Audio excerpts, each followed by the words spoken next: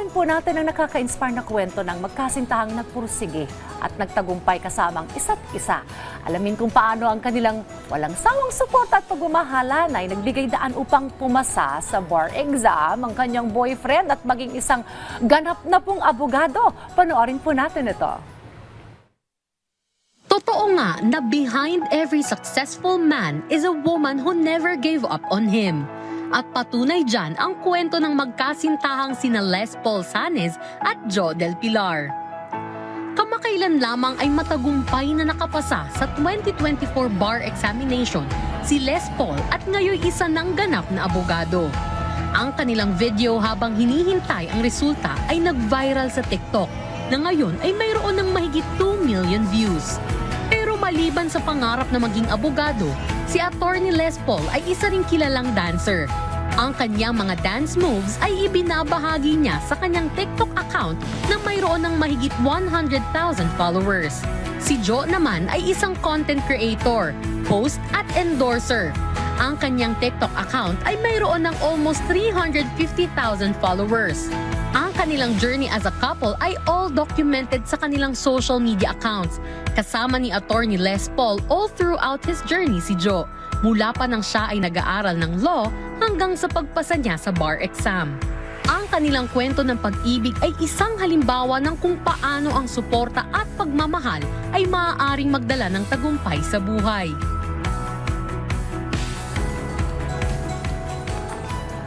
Ang daming emosyon na, bukod sa nakaka-proud, nakakakilig ha. Kasama po natin live sa studio si Attorney Les Paul Sanes at ang girlfriend niya na si Jo Del Pilar, and both of you are content creators.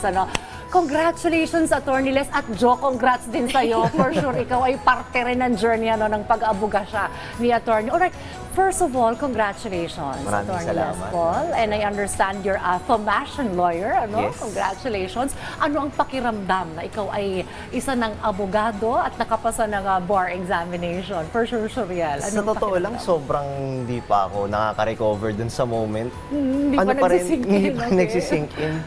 Very, very happy. Pero at the same time, excited na kinakabahan.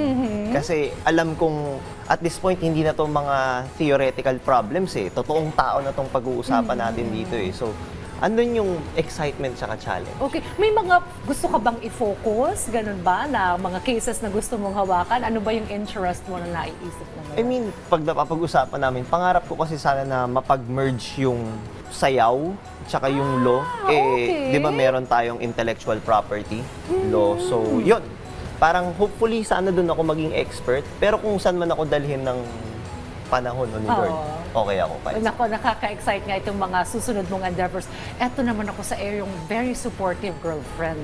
Kamusta ang pakiramdam mo rin? Kasi for sure, ikaw ay napakasaya rin for your partner. Yes, actually, I never doubted him. I knew po talaga. Parang going to the Supreme Court, alam na ako talaga, I just kept my cool because I just knew that parang it was going to be a great day throughout. So, kabado a little bit kasi syempre, nakakahawa yung yung feeling, di ba? During that Pagkakantay ka rin day. doon, Yes, tsaka along with other families during that day, parang lahat sila talaga, we all share the same emotion. So parang nagkahawaan kami ng saya, takot, kaba. But nevertheless, I just knew that that day was going to be a great day for all of the families and as well as the bar examinees during And it that turned day. out to be really an amazing day.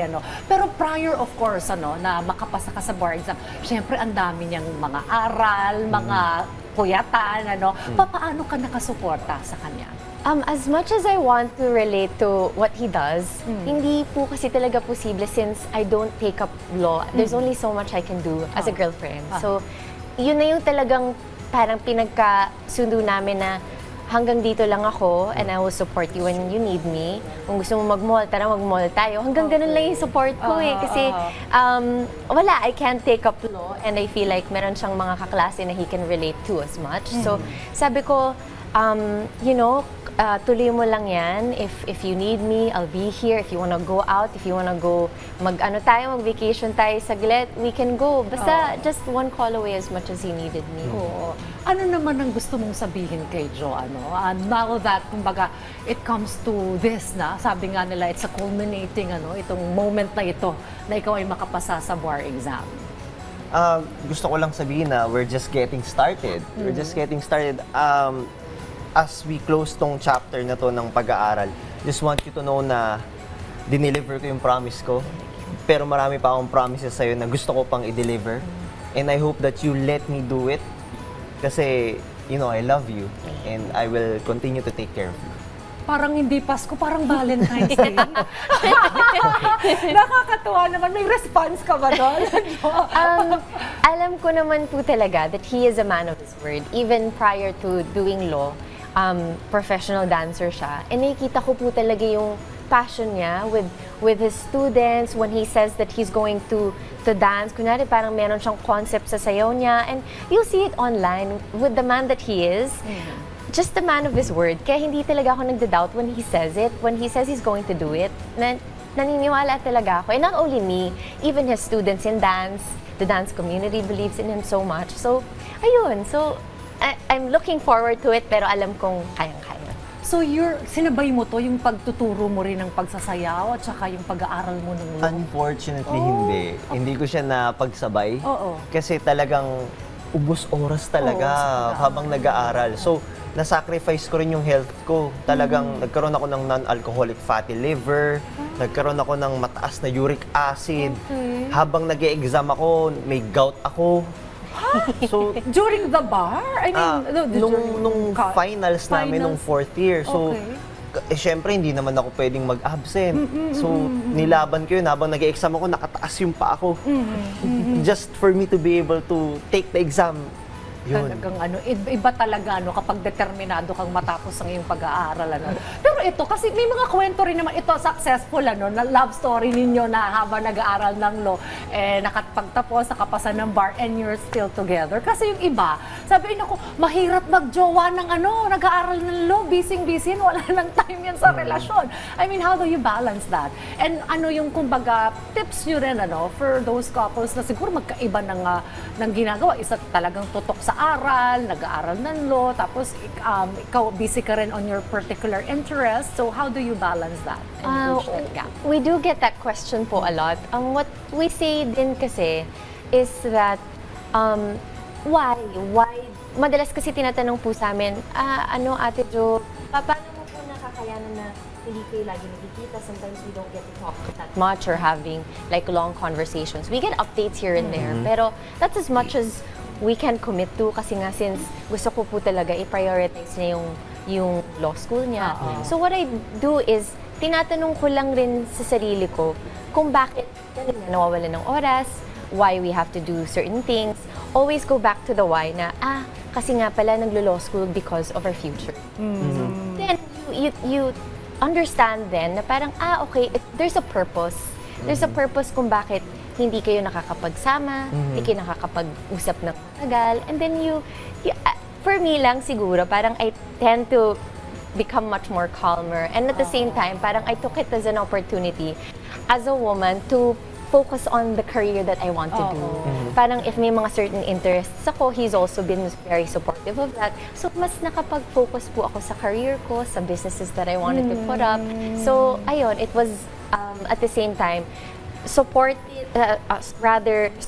siya sa gusto kong gawin, and ako rin supportive din ako That's sa very nice. gusto niyang gawin. Siguro sa akin lang kasi, I just understand na as we mature, there are many responsibilities na Hindi na to enough na love lang talaga You really have to understand each other.